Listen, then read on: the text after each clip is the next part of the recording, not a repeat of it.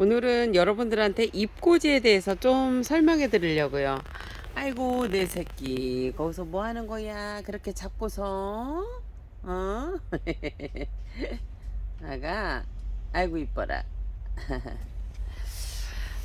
입꼬지에 대해서 제가 한번 설명해 드릴게요. 여러분, 입꼬질은 사실 여름에 안 되는 건 아닙니다. 그치만 이제 기온보다도 습도가 높기 때문에 이제 곰팡이병이라든지 잿빛 곰팡이라든지 뭐 이런 것들 그런 어떤 병적인 거에 의해서 아이들이 입이 쉽게 말하면 요런 부분들이 다 먹어 들어가는 거죠. 그래서 입꼬지가 잘 안 돼요. 한여름에. 예전에는 좀 잘 됐습니다. 근데 이제 제가 한번 또 여름에 입꼬지가 된 거를 제가 한번 보여드릴 텐데요. 자, 여름에 입꼬지는 다음에 설명을 해드리고요. 지금 가을의 입꼬지에 대해서 한번 여러분들한테 설명을 이렇게 드리겠습니다. 자, 가을의 입꼬지. 자, 올해 기준입니다. 작년에는 한 25도 정도 이렇게 돼도 괜찮았습니다. 근데 저희는 입꼬지를 할 수밖에 없는 게 지금 요런 지금 다육이들이 다 밖에 있었잖아요, 노지에. 왜냐면은 저 같은 경우는 목대를 좀 자연스럽게 만드는 편이에요. 왜냐면은 저희가 노지에서도 90% 차강을 하기 때문에 여러분 웃자라요. 웃자라는 아이들은 상당히 웃자라고 또 그냥 어느 정도 웃자라는 아이들은 잡히고 그럽니다. 근데 그 방법을 할 수밖에 없는 게 차광막을 안 치면 죽는 아이들이 햇빛으로 인해서 죽는 아이들이 병적인 거보다도 여러분 어찌 보면 한여름에 햇빛으로도 더 많이 죽을 수가 있어요. 그렇기 때문에 여러분 이거를 저희가 입꼬지를 안 할 수가 없어요. 왜냐하면 아깝잖아요. 또 이제 저는 입꼬지를 해서 예전에도 우리 고객님들한테 선물로도 좀 많이 줬었고 또 이제 판매에도 도움이 되죠. 이 수많은 물건들을 다 살 수는 없고 입꼬지나 적심을 위해서 만들어야 되는 그런 거죠, 여러분. 그러면 이제 이렇게 보시면은 지금 이 아이들도 이런 이 홍사 같은 경우 너무 웃자람이 심했단 말이에요. 이제 이런 애들도 입꼬지를 해야 되고 이렇게 웃자람이 좀 심한 아이들을 어쩔 수 없이 입꼬지를 해야 되는 상황이 옵니다. 그러면 이제 목대도 생기고 더 아이들도 좀 이렇게 더 인물도 이런 이제 요런 아이들도 다 입꼬지를 해야 되는 밑에는 하엽을 띌 수밖에 없어요. 뭐 버리든 아니면 입꼬지를 하던 둘 중에 하나입니다. 왜냐면 그렇게 안 하면 아이가 이렇게 이쁘게 성장을 안 합니다. 그래서 할 수밖에 없는 그런 상황입니다. 90% 차강을 했을 경우에. 그러면 자연스럽게 잎을 버리던지 아니면 입꼬지를 해야 되는 상황이 오는데 저는 입꼬지를 많이 합니다. 이제 창 같은 경우는 사실 여러분 입꼬지가 많이 쉬운 것 같지만 좀 그렇게 많이 쉽지는 않아요. 근데 우리가 사랑하는 이런 국민다육이라고 일컬어지는 아이들은 상당히 입꼬지가 쉬운 아이들이 많이 있습니다. 그러면 그런 아이들 아깝잖아요. 그렇죠? 그런 아이들을 하는 거예요. 지금 이렇게 보시면 지금 보시면 입꼬지가 나왔죠. 자, 올해 기준으로는 자, 22도에서 저는 입꼬지를 했습니다. 그거 여러분이 참고하세요.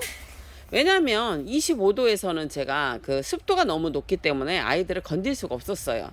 왜냐면 잿빛곰팡이나 아니면 여러분 잿빛곰팡이 와요. 그러니까 어떻게 생각하시면 되냐면 농사 짓는 분들 있잖아요. 탄저병이나 뭐 이런 주위에 병들이 농작물들이 있으시면 그 병들이 오신다고 봐야 돼요. 거의 온다고 봐야 돼요. 다육이도 같이 오니까.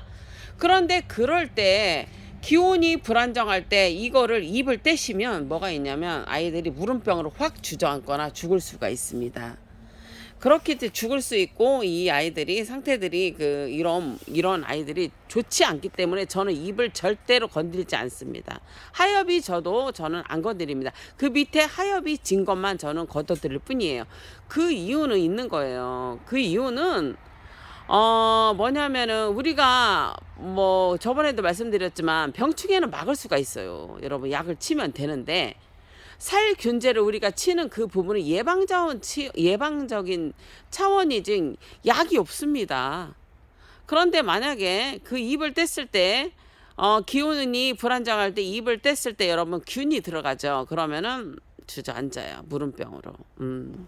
그런 것들이 오기 때문에 잎도 마찬가지예요. 잎도 여러분 어떻게 하냐면 그게 검적해 되면서 물르던지 아니면은 그냥 이렇게 마르던지 말라서 죽던지 하지요.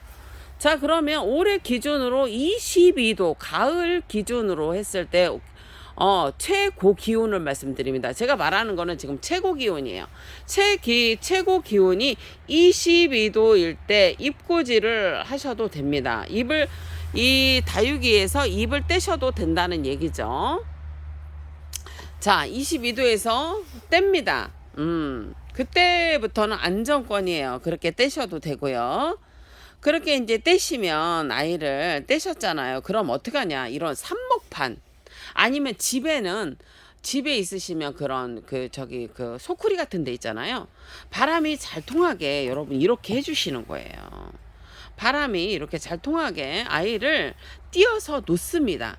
그리고 이렇게 보셔갖고 아이들이 지금 보시면 제가 좀 골라놨는데 이렇게 물른 아이들이 있어요. 그런 아이들은 여러분 어떻게 하냐면 골라내서 버리셔야 합니다. 왜냐하면 병균이 있을 거나 만약에 뭐 여러 가지 병들이 있을 때는 그것들이 여기서 옮기니까요. 지금 이렇게 보시면 아이들이 상당히 깨끗한 상태를 보이고 있죠. 그거는 살균 살충제를 충분히 제가 말했던 시기에 항상 주었고요.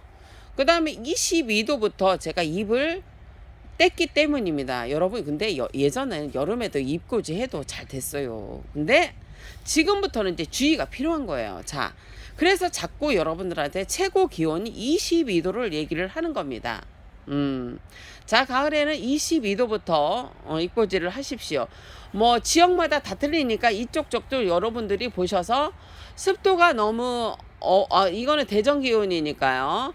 만약에 습도가 너무 없는 분들은 더 이쪽 저쪽으로 보셔서 하시면 되겠지요. 자, 이렇게 보시면 아이주 잎꽂이가 퍼펙트합니다. 자, 이렇게 중요한 거는 먼저 흙에다 심는 게 아니고 이렇게 드라이하게 이렇게 삽목판이라든지 아니면 집에 있으면 소쿠리라든지 이런 데다가 선선한 데다 말리셔야 돼요.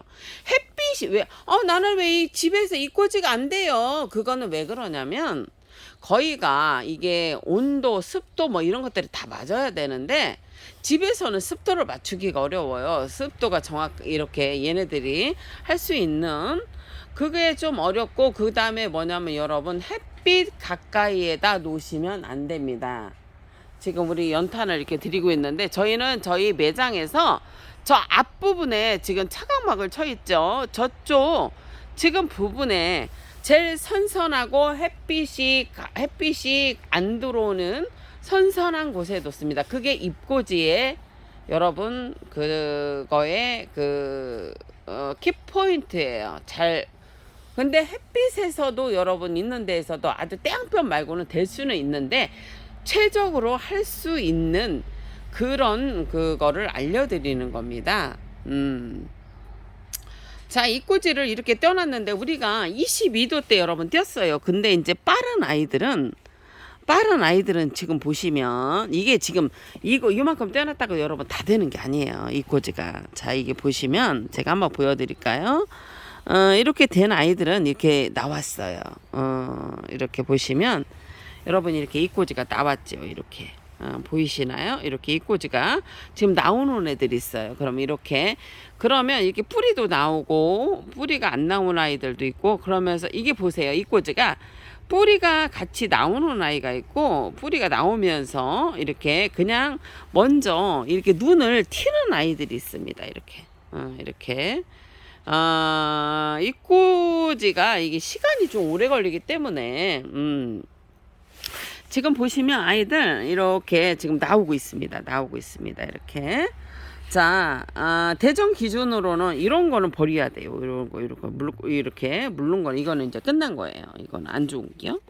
자, 이렇게 보시면은 이렇게 나오잖아요. 그죠? 이렇게. 자, 여러분 이렇게 충분히 좀 말리시고 그냥 이대로 방치하셔도 돼요.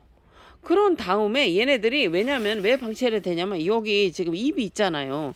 이 습을 먹고 얘네들이 커요. 이거 먹고 그러니까 금방 안 해도 돼요.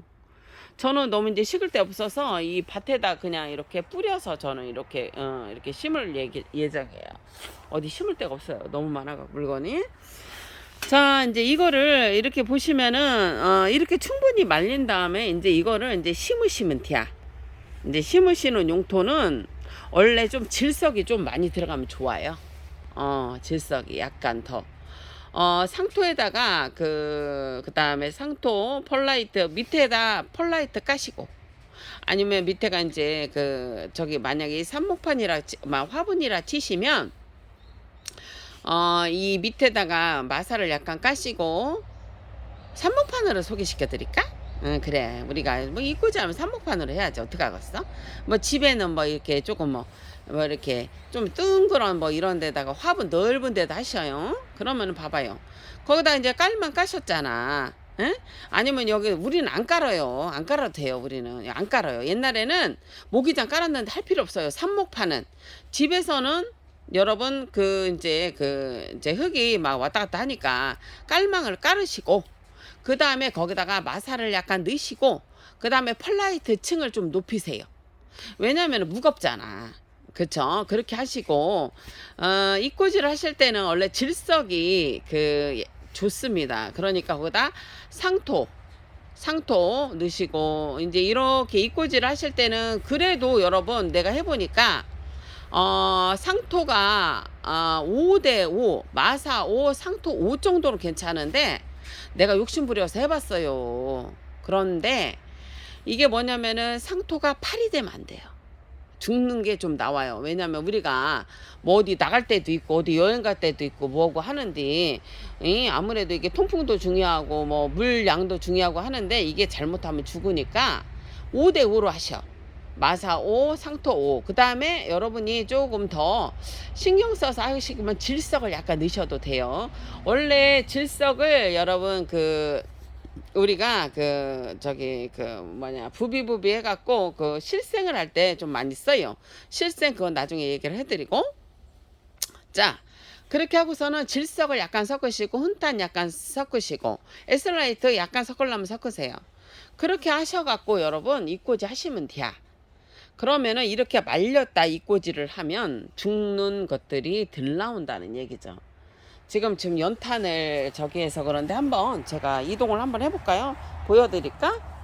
아이고 뭐 애들 뭐 지금 퍼펙트합니다. 근데 여러분 이것도 얘기해 드릴 텐데 지금 물이 덜 말라요. 그러니까 물을 여러분 물을 좀 조심해서 주셔야 돼요. 완전히 바닥이 마른 다음에 주셔요. 자, 이쪽으로 한번 이동을 해 봅시다. 저희 지금 연탄 지금 들어오고 있어요. 그런데 이렇게 보시면 자, 이거 뭘로 잎꽂이 한 거예요. 이거 뭘로 이거는 제가 어저께 던져 놓은 건데 이거는 뭘로 아니고 다른 건데 자, 여러분